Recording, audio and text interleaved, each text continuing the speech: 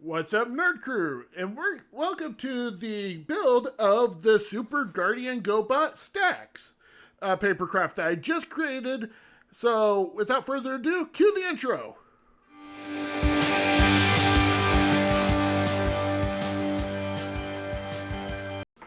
Before we begin, you want to go to deviantart.com in order to print this out. My link for this exact model kit, along with all my others, is over on the main page that you get into after watching a video of mine, and then you get to know more about the channel description and stuff. Anyway, you want to print this out on either cardstock like mine, or else if you want to go a little more expensive technically, then essentially print this out on regular paper, then cut around the image that you want to cut out. Make sure there's a good enough border. Then you take some poster board and make sure it's laminated on one side and bare on the other. On the bare side, you glue this on, and then with a thing of stick glue. I've always had luck with the non-coloring stick glues because every time I use the purple or the blue that dyes clear, it somehow stains the paper purple or blue. So I just steer clear from that. And then once you get that glued on, you cut it out the way you're supposed to. Then besides this, what you'll need is a pair of scissors, an X-Acto knife, and for me, I like to use some liquid glue. Now, what most of the instructions, including mine, will say tape. You can use tape. For that tape, though, I would recommend like Scotch tape or a clear tape in general. And then a cutting mat would be handy for the X-Acto knife portions. And then I would also recommend having a pair of tweezers that you don't mind getting gunked up over time, just to get like the edges together better. So with that said, let's get started.